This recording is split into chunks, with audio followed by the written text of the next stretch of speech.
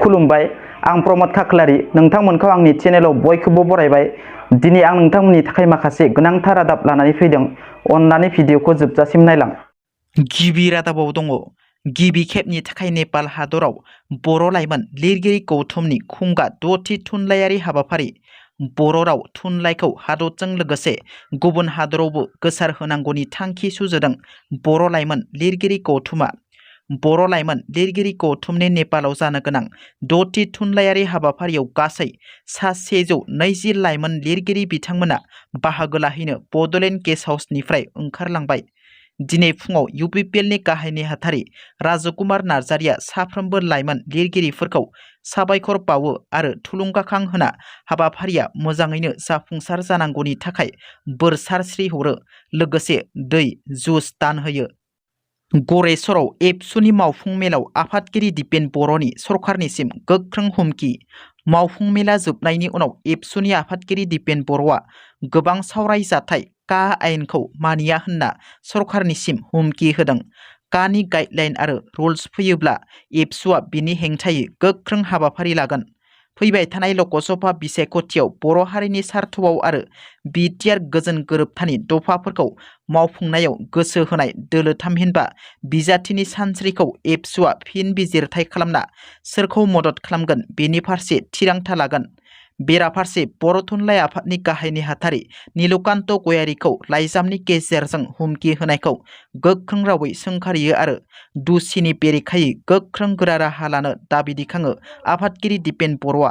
BTR गोरोबथा बादियै सनितपुर बिश्वनाथनि गं 19 बर' गामिखौ गोरोबथानि 4 बोसोरनि उनावबो बिटिआरआव सोस'नैखौ दुखु मोननाय फोरमायनायजों लोगोसे सरकारखौ लकसभा बिसायख'थिनि सिगां रादाय होनायखौ फालिलांनो दाबि खालामो, नङाब्ला फिन सोमावसारफिननायनि हुमखि होयो दिपेन बर' बिथाङा।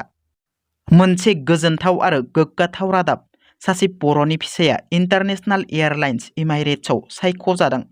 क'क्राझार सरकारि फरायसालिमानि जारिमिन बिफाननि 6थि सेमिस्टारनि फरायसा सुकुन्तला वारिया इन्टारनेशनेल एयारलाइन्स इमारेट्सआव सायख'जानाया बर' हारिनि थाखाय मोनसे गोग्गाथाव। हाखौ लानानै बाक्सा जिल्लायाव बारग' NDFBफोर आरो रायजोफोरनि गेजेराव दावराव दावसि। बरबरि ओनसोल धनबिलनि हाखौ लानानै रायजोफोर आरो बारग' NDFBफोरनि गेजेराव दावराव दावसि जादों। सा 9 बारग' NDFBनि सोद्रोमाफोरनि सायाव हा सिनानै लानो नाजानायनि अजद होदों रायजो राजाफोरा। रायजो राजाफोरा अजद दैखांनाय बादिब्ला बारग' NDFBनि सोद्रोमाफोरा बरबरि ओनसोलनि धनबिलाव गासै 9 बिगा हाखौ गावसोरनि आवथायाव लानो नाजादों। थांनाय 2005 मायथाइयाव बारग' NDFB आरो रायजोफोरनि गेजेराव बे हाखौ लानानै मोनसे एग्रिमेन्ट जादोंमोन, जेराव सरकारजों गोरोबथा जायोब्ला NDFBफोरा बे हाखौ नागारनानै थांगोन होननानै एग्रिमेन्टआव लिरनाय दंमोन।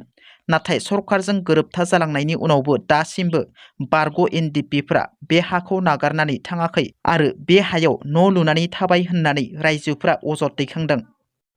दिनै बाक्सा जिल्लानि बरबरियाव बड'लेण्ड मुंख्लं नखरारि आफादनि 4थि गायसंथाइ सान फालिनायनि गेजेरजों सरकारा होनो फोसावनाय रांखौ मोनफुंनो दाबि खालामदों। आलादा रायजो बड'लेण्ड सोमावसारनायाव मुंख्लं जालांनाय नखरफोरा दासिमबो गोबां जेंनाफोरजों भुगिनांदों, नखर सालायनायाव हालाय हाफाय जानांदों। बेफोर जेंनाफोरखौ मदद खालामनायजों सुस्रांनो सरकारा थाबैनो राहा लानांगौ होनना बुंथियो। बर'फोरनि सोमावसारनायाव मुंख्लं जालांनायजों BAC, BTC आरो बिटिआर गोरोबथा जालांबाय, नाथाय दासिमबो गोबां नखरफोरानो मोननो हायाखै। सरकारा 5 लाख रां अनसुंथाइ होनो फोसावनायखौ, जायनि थाखाय गोथौयै दुखु मोननायखौ फोरमायदों बाक्सा जिल्ला बड'लेण्ड मुंख्लं नखरारि आफादा। दिनैनि रादाबा एसेनोसै।